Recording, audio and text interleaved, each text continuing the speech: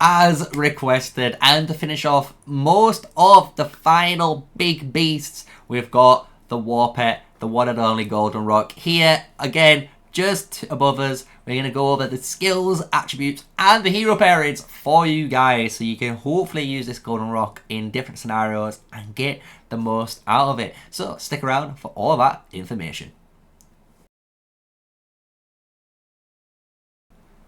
Yes, smash a like, comment and subscribe for more daily videos of me, MrSneakyy, an official Call of Dragons content creator, trying to give you always the edge in Call of Dragons. And we've been doing this over a year, so you know we know our stuff when it comes to this game, especially playing it since the beginning in server 4 and now server 2. So we're going over the Golden Roc. Here it is, the golden chicken, the Zinger one. And honestly, I love the Golden Roc, but it's one of those birds that honestly catches a lot of people out because of this skill, right? It's a very crazy skill, how it works. But I'm here to shine some light on you guys, because I do have a little bit of testing. You can see it on an archer, which might be a little bit crazy, but you'll be surprised on how this exuberance works, right?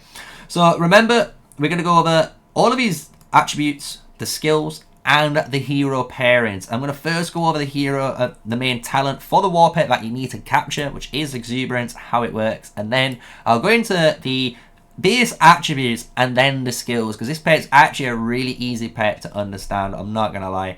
So Golden Roc exuberance, what does it say? It is a attack range near, which means if you want to deal the 35 damage, you need to be very close to the target, meaning if you're a Spring Warden ranged cavalry, you are near. That is the range that you're going to be working with. Even if you're using an archer at the moment and reduce its range with the steady shot talent, that will not work. It will not give you the ability unless you step in at least one extra unit forward, because you're just out of range. Then you will get the damage amplified. But what is more important is actually the top text, because the top text always happens. Yes. So no matter what, when you go, it grants your Legion Passion. Rage accumulation speed 5% for 5 seconds, right? But then if your Legion already has Passion, then it will deal damage to a target. Obviously, this is really good for cavalry players, because cavalry love generating rage accumulation speed with passion triggers, and there's other certain heroes that can do the same, right? You can do this as well through talent pages, through rage accumulation speed that state passion, similar to like the Snow Peak Roc with the defense break, right? So why or who or what do you need, you know, to make this good?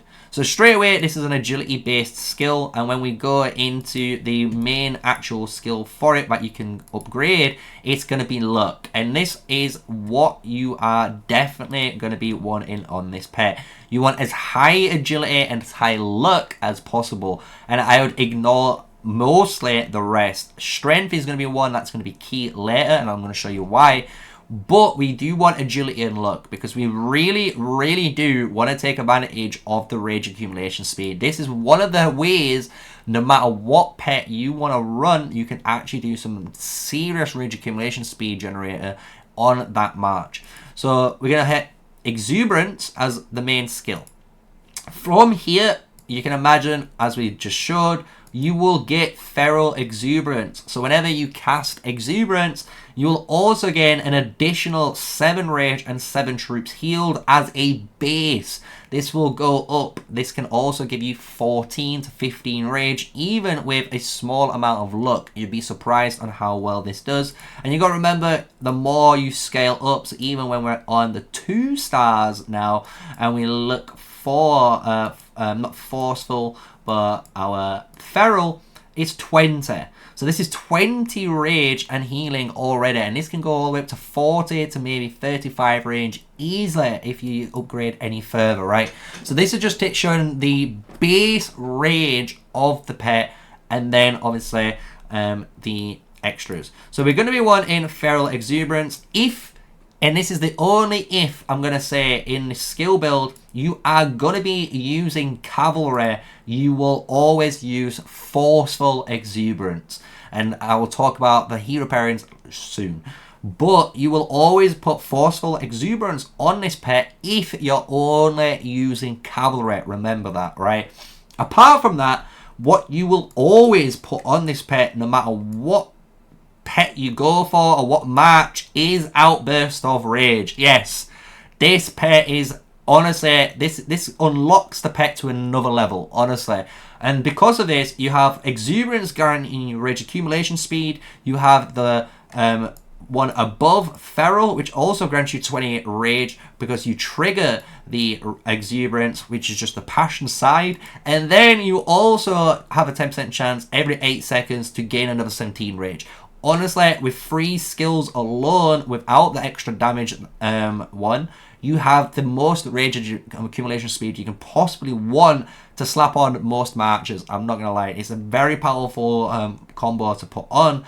And depending on what you run, so if you're going to be running more, archers, I'd honestly run stuff like Wild Agility and Poison Gland. Because this will allow you to honestly have the movement speed that you're going to need and take advantage of the agility even further, as well as obviously Poison Gland that does the same thing. It basically allows you to punch through the enemy really hard by using the over rage accumulation speed with the skill triggering. So it's a really cool little effect there.